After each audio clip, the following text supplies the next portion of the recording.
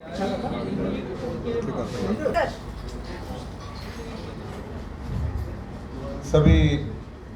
पत्रकार भाइयों को, मेरी छोटी बहनों को, सबको नमस्कार, सत श्री अकाल, आदाब। आज की जो प्रेस वार्ता है, हम पहले आपका बहुत शुक्रिया अदा करना चाहते हैं, तमाम प्रेस, प्रिंट और बाकी मीडिया जितना भी है, प्रेस का खासकर, क्योंकि आपने हमारा बेपनाह साथ दिया है कातिलों को सज़ा दिलवाने में। अगर ये मीडिया ना होता शायद हमें इंसाफ ना मिलता, क्योंकि आपने बिल्कुल अपने चौथे पिलर की बड़ी बाखूबी जिम्मेदारी निभाई है। हम परिवार के माध्यम से, आज परिवार ने कहा कि भाई जहाँ तक हमारी आपने मदद की है, हम आपका बेहद शुक्रगुजार हैं। आज उनकी प्रेस कॉन्फ्रेंस का एक जो ख़ास वजह है कि ये लड़ाई अभी ख़त्म नहीं हुई है। हमारी लड़ाई रोज़, मैं कहता हूँ कि अगर अवतार सिंह कहीं हार्ट अटैक से मर चला जाता इस दुनिया से, तो शायद परिवार वाले सब्र कर लेते कि भाई वो हार्ट अटैक से चला गया। अब ये एक नई मुसीबत है, परिवार रोज़ एक जंग लड़ रहा है। वो ठीक से ढंग से रो भी नहीं पाया अपने बेटे को, उसका अफसोस नहीं कर पाया, और एक नई जंग शुरू हो गई है। और वो जंग ये है कि कातिलों को बचाने की जंग जो है वो शुरू हुई है, और वो शुरू किया संजीव वर्मा जी ने, जिनके फादर इन लॉ जो हैं वो इस केस में मुलव्विस थे, शरदपुरी, जिन्होंने ज़मीनों का ज़ख़ीरा खड़ा किया। 400-500 करोड़ की ज़मीनों के का व्यापार करके खड़ा कर लिया, एम्पायर खड़ा कर लिया। आप सोचो कि शरदपुरी एक सिंपल कॉन्ट्रैक्टर थे, और उससे पहले संजीव वर्मा के डीसी लगने से पहले, संजीव वर्मा के डिवकॉम लगने से के बाद उन्होंने कितनी ज़मीनों में खरीदा फरोख्त की, ये वाला टाइम नोट करने वाला है। और ये कहाँ से आया ये पैसा, ये मनी ट्रेल जो है, ये कौन डिटेक्ट करेगा? ये जो इतने बड़े मैरिज पैलेस खड़े कर दिए गोले शाह ने, गोले शाह पे ईडी क्यों नहीं आई अभी तक? ये प्रॉपर्टियां जब्त क्यों नहीं हो रही? आप हैरान लगाओ, एक आदमी की ज़मीन है, उसकी रजिस्ट्री है, इंतकाल है, सब कुछ है, लेकिन शरदपुरी जी ने ज़बरदस्ती कब्जा करके और उस पे ऊपर फ्लैट बना के बेच दिए। वो रजिस्ट्री इंतकाल लेके मेरे पास घूम रहा है कि शायद हम ही सभी को इंसाफ दिलाएंगे। उसको ये मालूम नहीं है यहाँ अंधेर नगरी और चौपट राजा, ये वो हाल हो रखा है जम्मू कश्मीर का। और पावरें दे के मुझे लगता है कि आम लोगों की पावरें छीन के जब ऐसे ब्यूरोक्रेट्स के, ऐसे गवर्नमेंट के अधिकारियों के पास चले जाएंगी, जो आज मैं समझता हूँ कि सारे के सारे जितने लोग एडमिनिस्ट्रेशन में हैं वो सारे संजीव वर्मा को मदद करने पे लग गए हैं। जेल के अधिकारी, मैं समझता हूं कि जेल के अधिकारी जो हैं वो भी आज उन्होंने जो वहां पे अंदर गए हैं उनके लिए पिकनिक स्पॉट बना रखा है। एक आदमी बोलता है मेरे सिर दर्द है, वहां से वो जेल से आराम से गाड़ी में बैठता है, और गाड़ी में बैठ के जाके किसी प्राइवेट उसमें कभी मेडिकल कॉलेज में, कभी किसी प्राइवेट नर्सिंग होम में जाके इलाज करा रहे हैं, और वहाँ पे गुस्तावे चल रहे हैं, आराम से ऐश परस्ती का माहौल बना हुआ है। कोई हॉस्पिटलों में अपनी मर्जी से जा रहा है, कोई आ रहा है, कोई रोक टोक नहीं है, टेलीफोन चल रहे हैं वहाँ पर। अब मैं पूछना चाहता हूँ कि जेल अधिकारी के जो बड़े एडीजीपी बैठे हैं वो कहाँ सोए हुए हैं? ये कैसा जेल प्रशासन है? यूपी बिहार से आगे निकल गया है। और पहला इतिहास में ऐसा केस है अवतार सिंह मर्डर केस, जिसमें जिनके कत्ल हुआ है उनकी नहीं सुनवाई कर रही सरकार। हमें अपना स्पेशल पब्लिक प्रोसिक्यूटर जो नियुक्त कराने के लिए, स्पेशल पीपी नियुक्त कराने के लिए हमें सरकार के धक्के खाने पड़ रहे हैं, जबकि यह एक नॉर्मल अधिकार है, कोई भी करवा सकता है। उसके लिए हमारी सुनवाई नहीं हो रही। हम चीफ सेक्रेटरी से मिलना चाह रहे हैं, वो जम्मू में बैठ नहीं पा रहे, उनके ऑफिस में जाते हैं वो मिल नहीं रहे। 1 महीना हो गया। उनके दफ्तर में लिखवा रखा है कि आए तो हमें खबर की जाए। लॉ सेक्रेटरी जम्मू में नहीं आ रहे, आप सोचो कहां जाएं। दूसरी सबसे बड़ी बात, ये दुनिया के इतिहास में पहली बार ऐसा कानून का मजाक उड़ाया जा रहा है कि पूरा परिवार, ये उनके फादर हैं बलवीर सिंह जी, ये उनके छोटे भाई हैं मंजीत, ये जगीर जी चाचा जी हैं, ये उनके मामा जी हैं, ये कैप्टन दिदार सिंह हैं, ये भी रिलेटिव हैं, वो आगे मामा श्री हैं। आप ये सोचो कि ये कह रहे हैं कि हम पूरे मुतमईन है, जो सिट ने इन्वेस्टिगेशन कर रही है वो मुतमईन है मां सिवाय इसके कि पुलिस सब इंस्पेक्टर को अरेस्ट नहीं कर रही। क्योंकि अगर सब इंस्पेक्टर अरेस्ट होता है तो लगता है पुलिस के बड़े अधिकारियों का भी नाम आ जाएगा, ऐसे शायद उनको अंदेशा है कि वो कहां से उसको ऑर्डर प्राप्त हुए, तो वो इस वजह से उसको पुलिस बचाने में लगी है।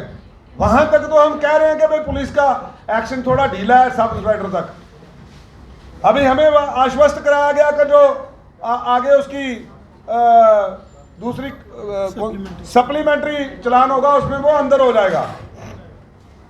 चलो, हमें एडीजी साहब से मिले, जैन साहब से हमें भरोसा है, लेकिन सरकार एक अलग ही बात पे चल पड़ी है कि इसकी सीबीआई करवाई जाएगी। कोर्ट में कत्ल का चलान पेश हो चुका है और सरकार ने 26 जून का एक ऑर्डर कर दिया जिसमें यह कहा कि चलान जो है, जो ये केस जो है सीबीआई को ट्रांसफर हो। हम पूछ रहे, हम नहीं मांग रहे सीबीआई। हमने पिछली बार भी प्रेस कॉन्फ्रेंस करके कहा कि हमने मना किया है, पूरे परिवार ने मना किया है, ये पूरा परिवार नहीं चाहता है। अब कोई ये थोड़ा सा अपनी बात को एक्सप्रेस नहीं कर पा रहे, हम इसीलिए प्रेस कॉन्फ्रेंस करना हमारी मजबूरी पड़ी है, वरना बार बार इस कत्ल केस में प्रेस कॉन्फ्रेंस करना हमें कोई शोभा नहीं दे रहा या अच्छा नहीं लग रहा। लेकिन हम मजबूर हैं कि आप ही के माध्यम से आवाज़ उठाई जा रही है, वरना ये बंद कमरों में जो ब्यूरोक्रेट बैठे हैं ये आज इतने मगरूर हैं नशे के उसमें जैसे मदमस्त हाथी चलता है वैसे ये नशे में चूर होकर चल रहे हैं। हम आपसे कहना चाहते हैं कि हमारा ये आखिरी बार प्रयास है, हम हाथ जोड़ के बेनती करते हैं एलजी साहब, चीफ सेक्रेटरी साहब, डीजी साहब, हम नहीं चाहते कि आप इस केस को सीबीआई में ट्रांसफ़र करें। आपने सीबीआई में ट्रांसफ़र करना है, आप ट्रांसफ़र करो पार्ट बी, आप मर्डर को छोड़ दें, आप जो ज़मीनों की धांधली हुई है उसको करो सीबीआई में ट्रांसफ़र अलॉन्ग विद ईडी, ताकि मनी ट्रेल भी साबित हो कहाँ से आई है पैसा। कि ऐसी ऐसी ज़मीनें जो संजीव वर्मा के फादर इन लॉ ने ली हैं, मिसाल के तौर पे वो 10 करोड़ की थी एक्चुअल कास्ट, उसको कास्ट इतनी डाउन कर दी गई, उसका सर्कुलर रेट ऐसा कर दिया गया ताकि उसका जो बाकी टैक्स वो भरना पड़ता है वो कम भरना पड़ जाए, अंडर वैल्यू करके ज़मीनें खरीदी हुई हैं, बहुत बड़ा उसमें घपला है। वो सारा रिकॉर्ड मेरे पास है, पर मैं डर गया हुआ हूँ कि अगर आज दिया तो शायद क्लीन चिट दे देगी सरकार इसको। पिछले कितने महीने से हम चिल्ला रहे हैं, लेकिन संजीव वर्मा को एलजी साहब ने टस से मस नहीं किया वहाँ से। अब चीफ सेक्रेटरी साहब ने उसको अपनी पोस्ट पे वहीं रखा है और सारे अफसर नीचे डरते हैं, वो कमिश्नर सेक्रेटरी जीएडी है, वो खा जाएगा, हमारी पोस्टिंग करा देगा, उल्टा पुल्टा कर देगा, वो डरे हुए हैं, कोई एक्शन नहीं कर पा रहा खुल के। ये सब इंस्पेक्टर कब का अरेस्ट हो गया होता अगर ये इसको हटा दिया होता वहाँ से। और मैं समझता हूँ हम खुल के नाम ले रहे हैं कि संजीव वर्मा पूरे प्रोसेस को डीरेल करना चाहता है। ये फादर है, ये भाई है, आप इसके बाद ये पूछ सकते हैं कि क्या ये चाहते हैं सीबीआई। हम कहते हैं कि हमारा स्पेशल पीपी एक जो है वो हमारी दरखास्त है, उसको लगा दो, और सीबीआई अगर आपने करनी है आप दूसरे में करें। बाकी पुलिस प्रशासन के जितने लोग हैं, एडीजी जैन साहब, एसएसपी विनोद जी, आपके हमारे एसपी अजय शर्मा जी जो सुपरवाइजरी अफसर हैं इस केस के, कार्तिक जी, और जितनी टीम है, हमें सब पर भरोसा है। लेकिन हमें संजीव वर्मा जो चाल चल रहे हैं, जो एक 26 जून का ऑर्डर निकलवा दिया इन्होंने, हमारे को बताए बगैर जिनका कत्ल हुआ उनकी नहीं सुन रहे। ये पहली बार है कि कल्प्रिट की सुनी जा रही है, एग्रीव्ड पार्टी की नहीं सुनी जा रही। जिनका कत्ल हुआ उनकी नहीं सुनवाई हो रही, जिन्होंने कत्ल किया उनकी सुनवाई हो रही है। ऐसी सरकार बना ली है हमने। तो मैं चाहूँगा कि अगर आपने को कुछ स्पेसिफिक पूछना, ये परिवार के लोग भी बैठे हैं, ये भी बता देंगे। बलबीर जी आप बताएं भाई, क्या आप चाहते हैं CBI के नहीं चाहते, आप बताओ। हर टाइम जब भी हम चाहते हैं उसी टाइम हाजिर होता है। दूसरी बात ये है कि ये जो CBI है इसका हमारे केस के साथ कोई ताल्लुकात नहीं है, ना हम चाहते हैं। शुरू से ही हमने पुलिस पर भरोसा रखा है, जो नीचे से लेकर ऊपर तक और ऊपर से ले नीचे तक पुलिस के अफसरों ने सिट के अंदर काम किया है, बिल्कुल सही किया है। अभी इसके ऊपर इतना भरोसा है लोगों को कि काम कर रही है, लेकिन मेरे घर वालों को भरोसा नहीं रहा कि ये CBI को केस कैसे जा रहा है। जब सिटें बनी हुई हैं, छोटी सेट ने फैसला किया, उसके बाद बड़ी सेट है ऊपर में, काम सही हो रहा है। तो पुलिस सारी कोई चोर नहीं है। दुनिया चोर बोलती पुलिस को, हम नहीं चोर बोल सकते। क्यों? एक आदमी चोर है तो क्या पुलिस थोड़ी चोर हो गया? पुलिस का काम बिल्कुल सही है। हमें CBI नहीं चाहिए, नहीं चाहिए। संजीव वर्मा हो, कोई भी हो, हमें बिल्कुल नहीं चाहिए। हमें सिर्फ इंसाफ चाहिए इंसानियत के नाते। जय हिंद।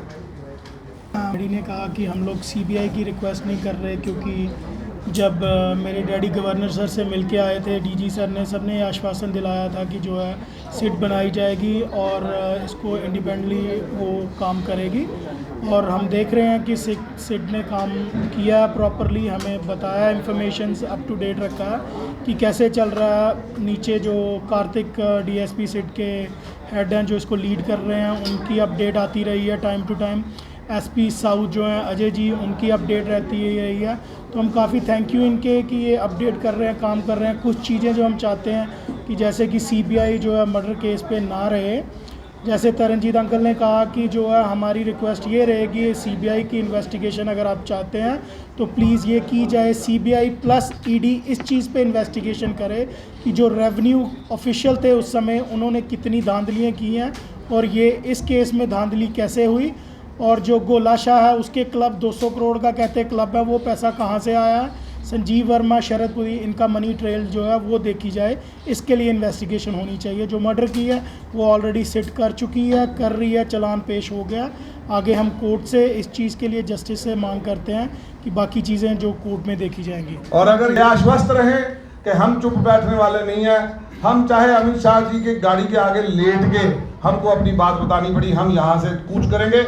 और सेशन चल रहा है, हम leader of opposition Rahul ji को अपील करेंगे कि हमारा बच्चे का कत्ल हुआ है और हमें इंसाफ में ये ऐसी बाधाएं आ रही हैं। ये रियासत की एडमिनिस्ट्रेशन, जो जम्मू कश्मीर की एडमिनिस्ट्रेशन है, ये हमारी सुनवाई नहीं कर रही है। और हमें इसमें जो मैं चाहूँगा कि जितनी भी CBI भी है उनको भी गुरेज करना चाहिए, परहेज करना चाहिए कि वो फालतू के जो उसमें ना आए।